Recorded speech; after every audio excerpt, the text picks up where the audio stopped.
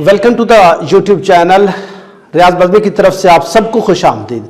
और आज हम लेक्चर उसी प्रीवियस टॉपिक को साथ लेके आज एक नए टॉपिक के साथ जो कि रोटेशनल काइनेटिक एनर्जी है।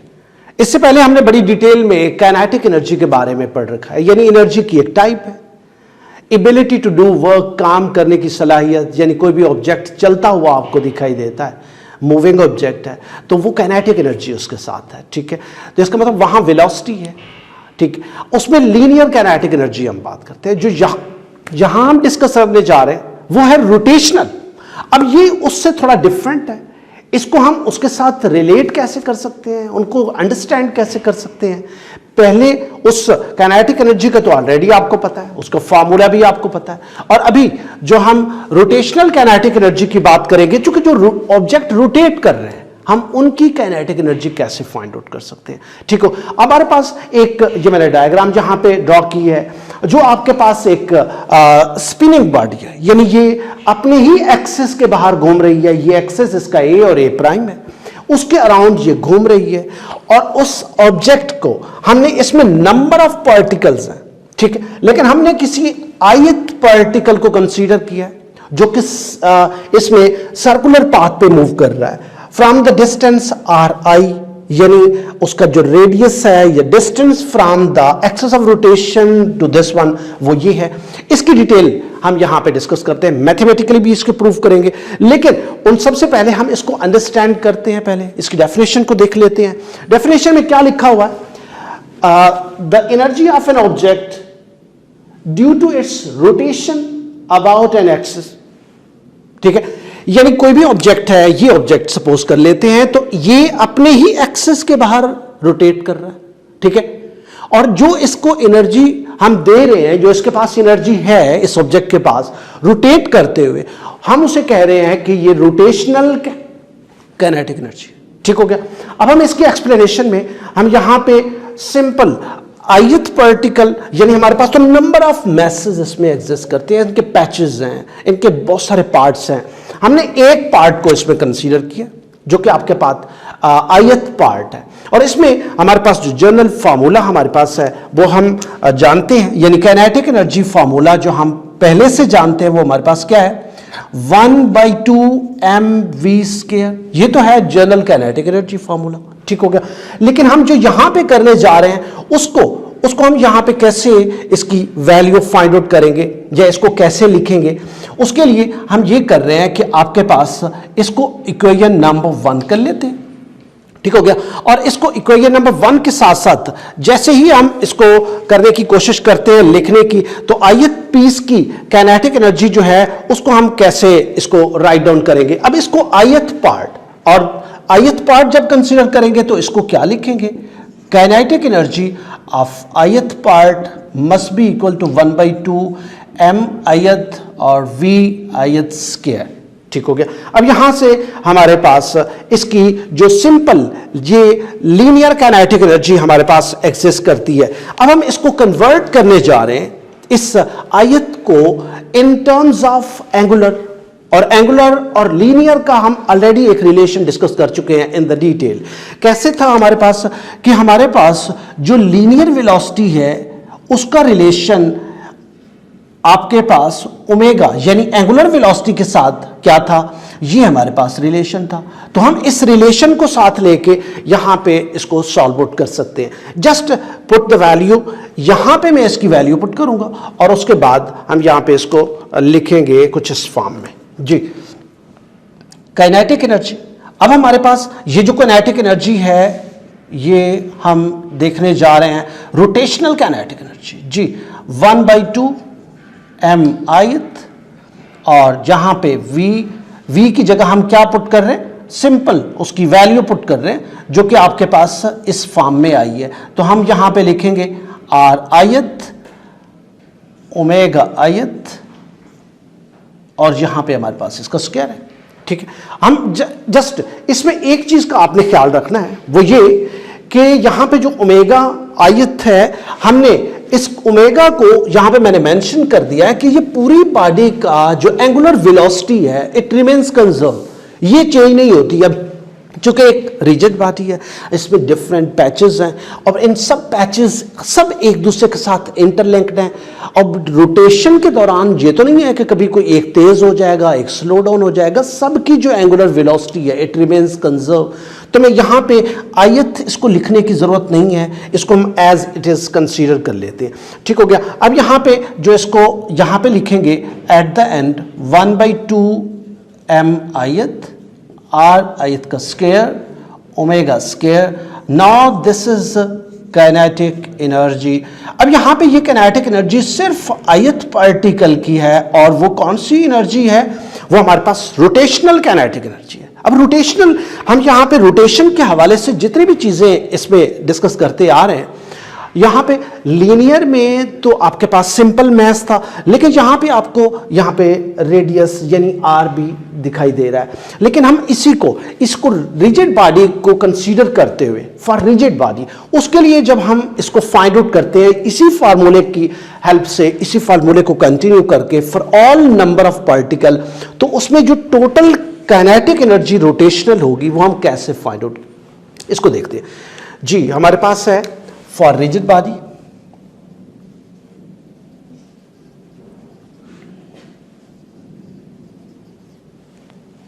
जी, उसका जो फर्स्ट पार्टिकल है यानी फॉर m1 के लिए जो हम कंसीडर कर रहे हैं kinetic energy rotational, kinetic energy rotational must be equal to 1/2 m1 r1 square omega. Omega 1 भी लिख सकते हैं, 1 2 3 अप टू सो ऑन, ये सब के सब एक जैसे रहेंगे, तो हमने स्टार्ट में ही उसको ओमेगा ही कंसीडर कर लिया।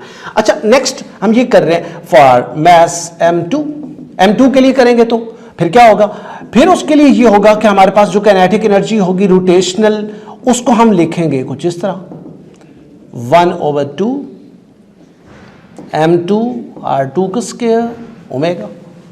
सिमिलरली इस तरह हम कंटिन्यू करते आएंगे और mnth पार्टिकल के लिए करेंगे।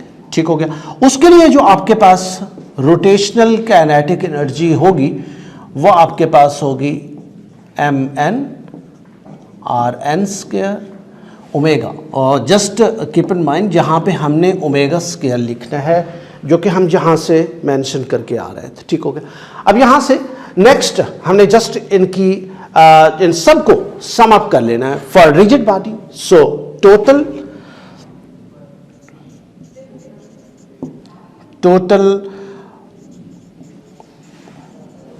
Rotational kinetic energy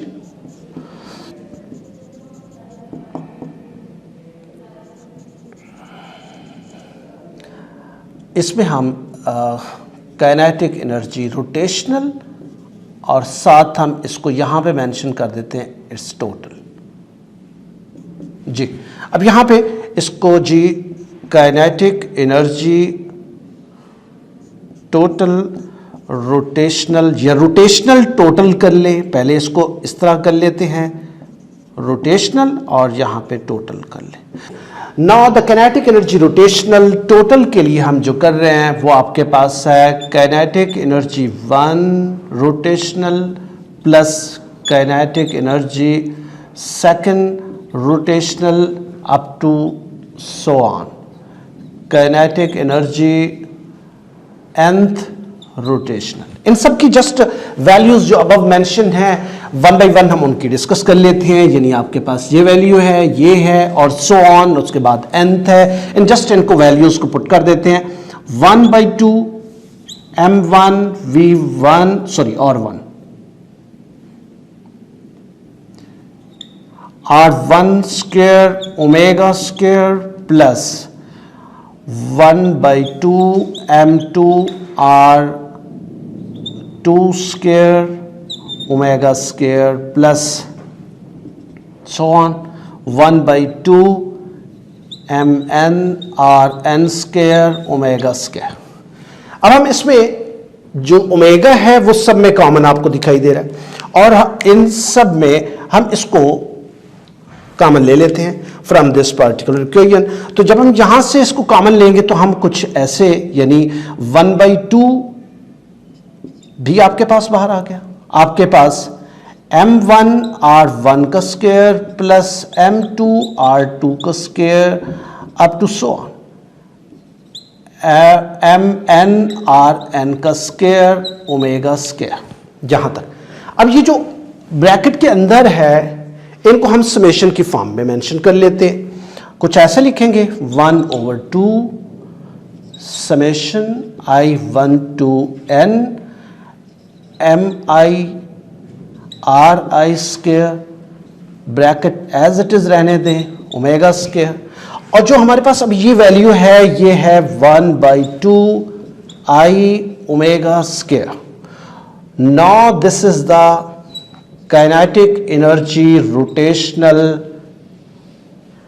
total kinetic energy rotational जो है वो हमारे पास आ गई है। ये रोटेशन में जब भी कोई ऑब्जेक्ट होगा तो उस वक्त आप उसकी rotational kinetic energy by using this formula आप फाइंड आउट कर सकते हैं। अच्छा, इसमें रोटेशन वाले में एक तो आपको एंगुलर वेलोसिटी यहां पे उसका स्क्वायर दिखाई दे रहा है और साथ आपको मोमेंट ऑफ इनर्शिया दिखाई दे रहा है, जो कि हमने यहां पे इस पूरी रिजिड बॉडी का कंसीडर किया। और उस मोमेंट ऑफ इनर्शिया को आप यहां मेंशन भी कर सकते हैं कि moment of inertia must be equal to summation i1 to n mi ri square. Now this is the moment of inertia for a rigid body. अब हमने ये तो एक रिजिड बॉडी जो कि माइट बी इरेगुलर शेप थी या कोई स्पिनिंग या कुछ, लेकिन अगर इसमें कोई एक रेगुलर शेप की कोई बॉडी आती है, जैसे कि आपके पास कोई रॉड है, कोई आपके पास डिस्क है, हुप है, स्फीयर है, तो इन सब बॉडीज के हम moment of inertia already discuss कर चुके हैं और उनको उसके साथ साथ हम उन जो मोमेंट ऑफ इनर्शियाज हैं उनको जस्ट यहां पे उनकी वैल्यूज को पुटअप करेंगे और आप वहां से हुप डिस्क इन दोनों का मोमेंट ऑफ इनर्शिया फाइंड करना आसान हो जाएगा आपके लिए। ठीक हो गया। और अब हम एक और चीज इसमें डिस्कस कर लें कि ये वाला जो हमने रोटेशनल काइनेटिक एनर्जी आपने डिस्कस किया है यहाँ पे, तो इसका ये जो टोटल काइनेटिक एनर्जी हमने यहाँ डिस्कस किया, तो ये इसका इस्तेमाल कहाँ पे है? उससे कहा इसका इस्तेमाल जो है वो फ्लाई व्हील है। वो फ्लाई व्हील जो है वो आपके पास एक इनर्शिया प्रोवाइड करने के लिए जितने भी आपके पास इंजन हैं उन सब में फ्लाई व्हील है।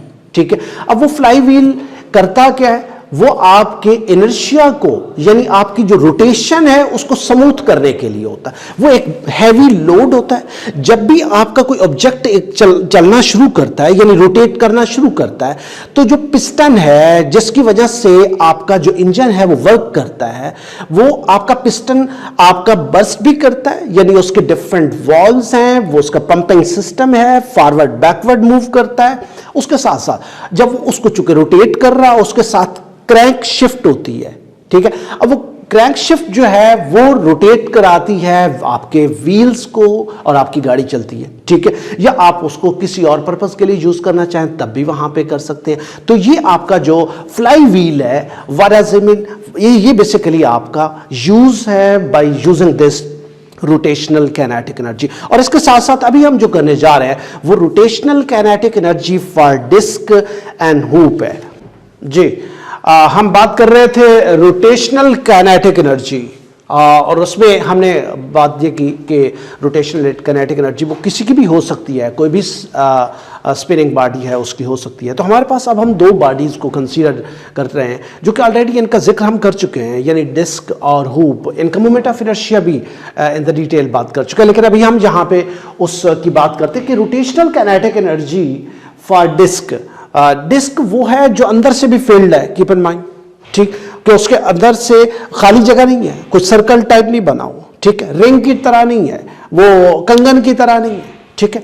तो वो फील्ड है, तो उसके हवाले से हम जब बात करेंगे, लेकिन उसका मोमेंट ऑफ इनर्शिया जो ऑलरेडी हमारे पास मेंशन है, जो उन्होंने दे रखा है, वो हम उसको भी साथ अगर लिख दे तो वो आसान हो जाएगा आप सबके लिए। ठीक हो गया कि मोमेंट ऑफ इनर्शिया इसके लिए जो हमने मेंशन किया है वो है I will be equal to 1/2 mr square. ठीक हो गया।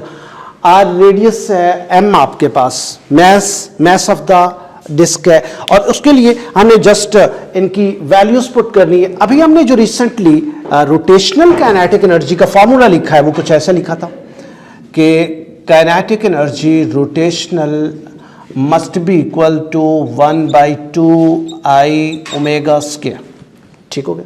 अब हम यहाँ पे सिर्फ आई की वैल्यू चेंज करेंगे, यानी पुट करेंगे किसकी, डिस्क की। डिस्क की वैल्यू यहां पे जो कि मैंने यहां मेंशन कर दी है, ये वाली यहां पे पुट करेंगे और उसके बाद देखेंगे कि इसका रिजल्ट क्या आ पा रहा है। ठीक है, अब यहां पे इसकी जस्ट वैल्यू पुट करें तो 1/2 आपके पास 1/2 mr² ओमेगा स्क्वायर। अब हम जहां पे जस्ट सिंप्लीफाई करेंगे तो 1/4 mr² ओमेगा स्क्वायर। अब हम इसको दोबारा से वापस अपनी पहली हालत में ले आए, जैसा कि हमने कहा था v = r ओमेगा, तो मैं यहां पे लिख सकता हूं 1/4 mv², 1/4 mv²।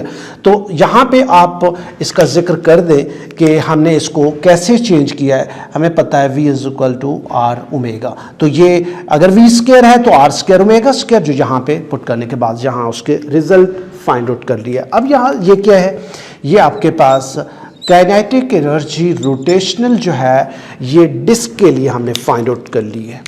इसी तरह हम हुप की भी rotational kinetic energy find out करते हैं। ठीक हो गया।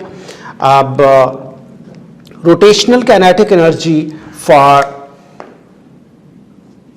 Kinetic energy rotational for hoop.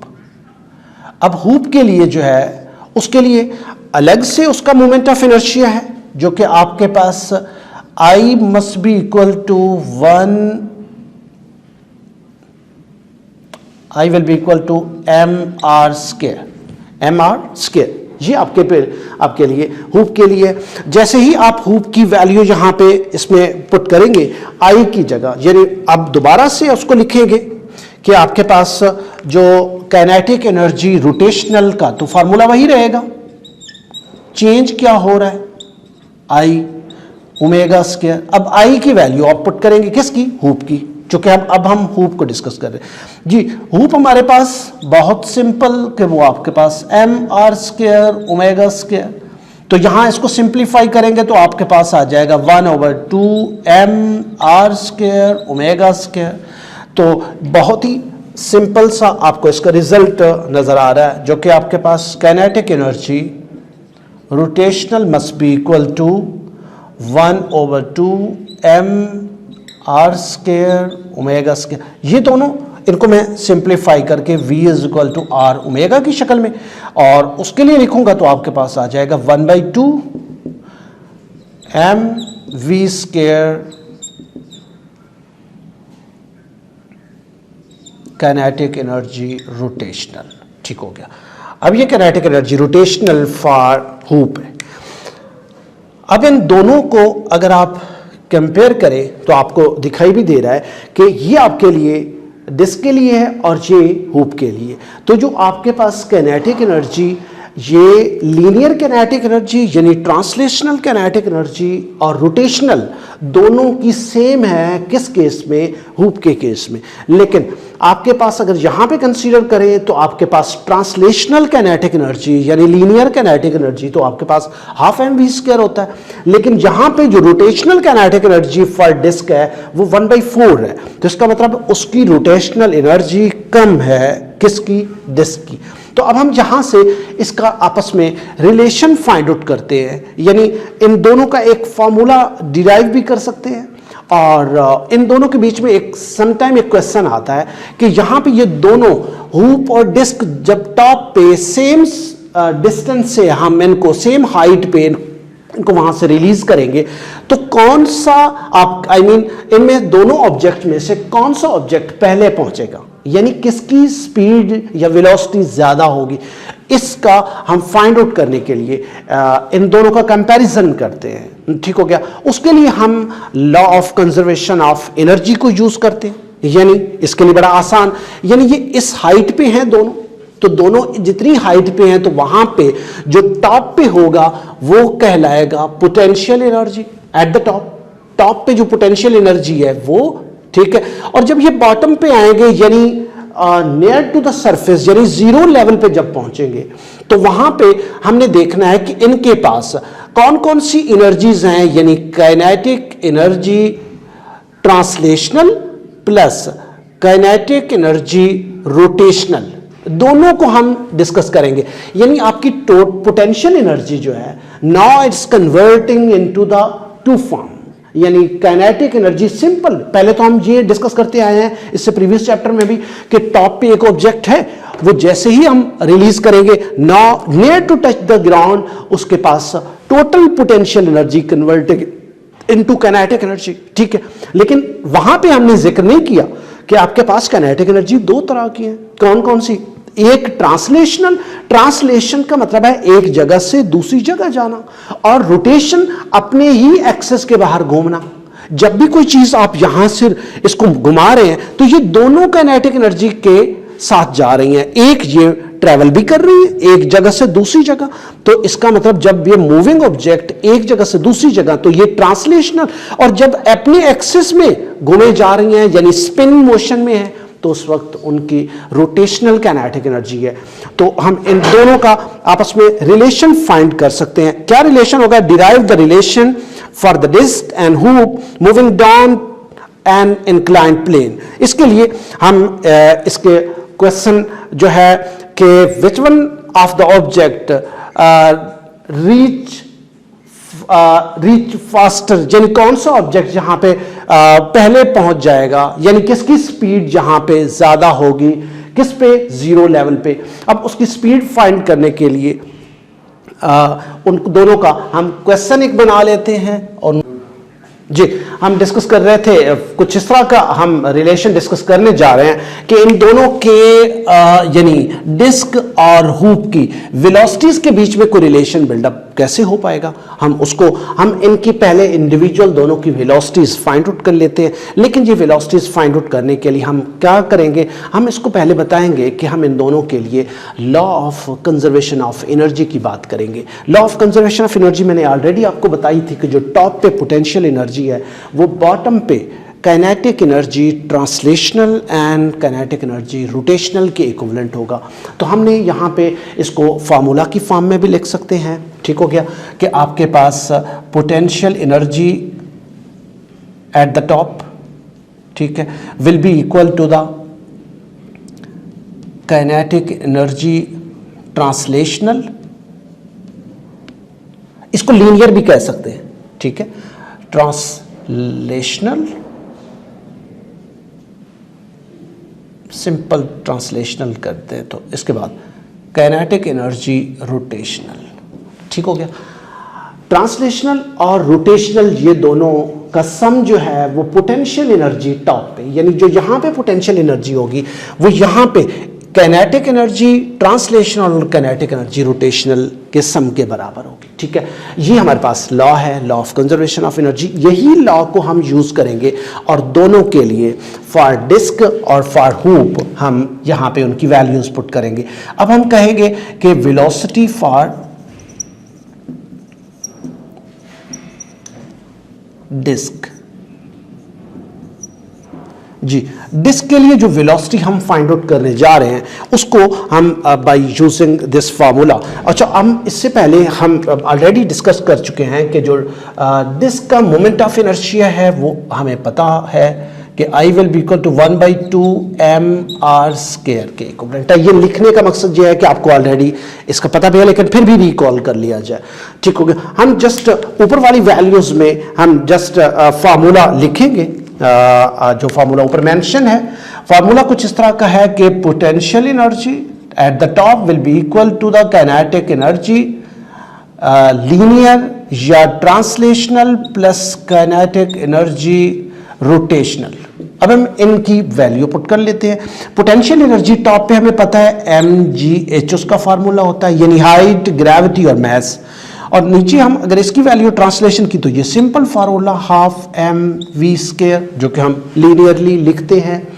और अब यहाँ पे मैं इसको d लिख दूं तो वो आसान हो जाएगा, यानी डिस्क की वेलोसिटी है प्लस 1/2 I ओमेगा स्क्वायर, ये कौन सी है? ये रोटेशनल है, जो कि हम आज के टॉपिक में ही डिस्कस कर रहे हैं कि रोटेशनल काइनेटिक एनर्जी। अब हम यहां पे आई में क्या पुट करेंगे? आई है डिस्क का, किसका है जी? डिस्क का। तो डिस्क का है तो इसमें मोमेंट ऑफ इनर्शिया डिस्क वाला पुट करेंगे।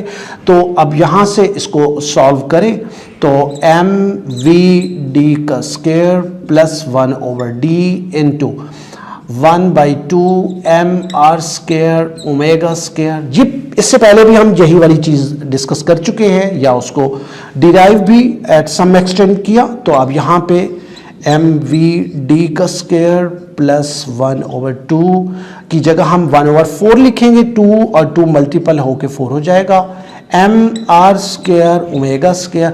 अब इन दोनों को भी हम v की फॉर्म में यानी वेलोसिटी की फॉर्म में यानी लीनियर वेलोसिटी की फॉर्म में लिखेंगे। तो आपके पास हम चूंकि डिस्क की बात कर रहे हैं तो ये याद रहे कि डिस्क को ही डिस्कस करना है।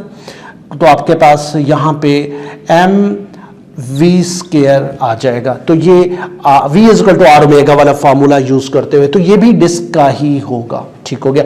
एज इट इज हम यहाँ पे mgh भी लिखेंगे।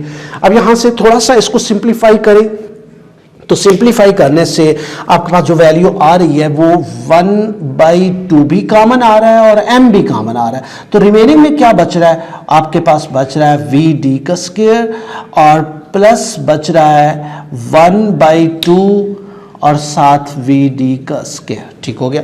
अब यहाँ पे इधर भी आप लिखते mgh, तो यहाँ थोड़ा सिंप्लीफाई करना आपके लिए आसान हो जाएगा, यानी m से कट रहा है और ये जो 2 है वो इधर आके मल्टीपल हो जाएगा। तो आपके पास कुछ यूं लिखेंगे 2gh will be equal to, इसको जरा सिंप्लीफाई करेंगे तो आपके पास बन रहा है 3/2 vd आपके पास स्क्वायर बन रहा है। ठीक हो गया।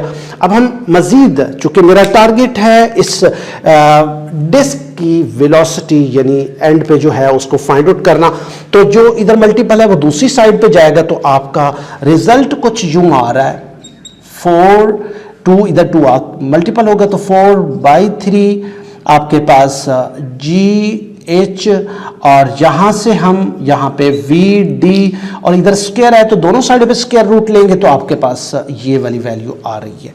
तो यहां से हमारे पास ये जो फार्मूला बना है तो ये फार्मूला है फॉर डिस्क, यानी ये डिस्क जो यहां पे पहुंचेगी, ये डिस्क ये वाली, तो इसके पास जो इसकी स्पीड होगी यानी एट द एंड, तो हम उससे लिख सकते हैं कि velocity for disc will be equal to 4/3 GH।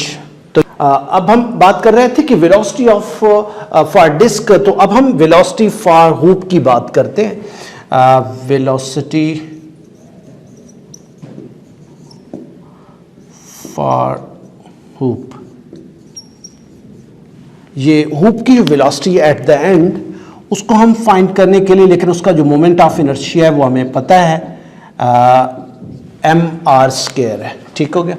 तो इसमें भी वही वाला law of conservation of energy हम पुट करेंगे, यानी potential energy at the top will be equal to kinetic energy translational plus kinetic energy rotational, यानी दोनों की हम बात जब करेंगे तो इसमें हमने सिंपल ये देखना है कि जस्ट इनकी वैल्यूज पुट करनी है और उसके बाद हमने रिजल्ट फाइंड, इसकी वैल्यू पुट करेंगे तो आपके पास आ रहा है mgh और इसकी वैल्यू पुट करेंगे तो 1/2, चूंकि ये लीनियर है mv स्क्वायर, और इसके लिए हुप हम h छोटा सा लिखते हैं ताकि हमें डिफरेंशिएट करना आसान हो जाए कि वो डिस्क के लिए था और ये हुप के लिए।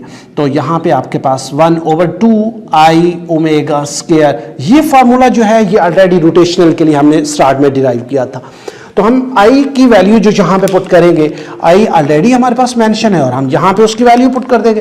तो अब हम यहाँ पे जो नेक्स्ट लिखेंगे उसको कुछ इस तरह लिखेंगे कि 1/2 mvh यानी हुप का स्क्वायर प्लस 1/2 और साथ हम मोमेंट ऑफ इनर्शिया यानी ये वाला पार्ट जो है इसकी वैल्यू ये वाली रिप्लेस करेंगे तो आपके पास mr स्क्वायर और साथ है ओमेगा स्क्वायर। ठीक हो गया। इसको मजीद सिंप्लीफाई करने के बाद जो आपके पास मजीद रिजल्ट आएगा वो mvh square plus 1/2 m r² omega square.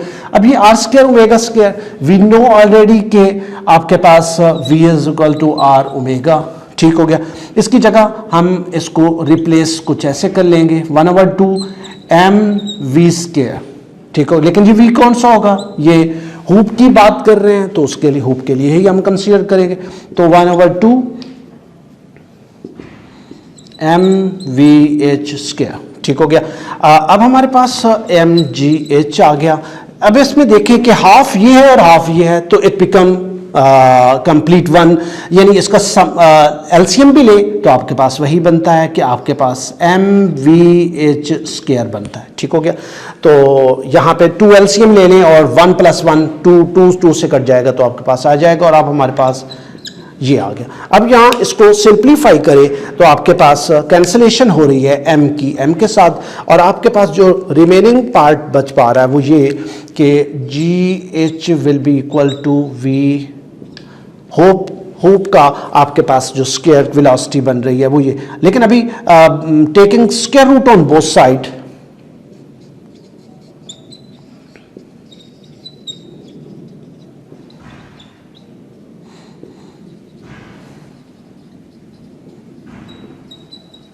जी, अब हमारे पास आ जाएगा GH रूट स्क्वायर रूट, और आपके पास हुप की जो वेलोसिटी बन पा रही है वो हम इसको यहाँ पे लिखें ताकि इसमें ये कन्फ्यूजन ना हो कि VH ना आप बोल दें, ठीक है।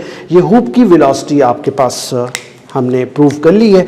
अब हम इन दोनों को डिफरेंशिएट करना है, यानी अब मैंने यहाँ पे जो मेंशन की है कि आपके पास जो हुप जो अंदर से खाली था उसकी जो वेलोसिटी है वो GH² की फॉर्म में है, और दूसरे की वेलोसिटी। अब इन दोनों का कंपैरिजन यहाँ पे करना चाहें तो बहुत आसान है। जैसे आपके पास V जो हमारे पास डिस्क की वेलोसिटी है वो है 4/3 स्क्वायर रूट GH भी स्क्वायर रूट के अंदर है, तो GH² यानी ये वाला जो पार्ट है तो हम ऑलरेडी पता है कि GH² वो किसके इक्विवेलेंट है, वो आपके पास वेलोसिटी ऑफ द हुप के इक्विवेलेंट है। तो हम ये कह सकते हैं कि आपके पास जो डिस्क की वेलोसिटी है वो 4/3 √ times velocity of the hoop के इक्विवेलेंट होगी। बहुत शुक्रिया आपके देखने का, अपना ख्याल रखिएगा। Thank you very much.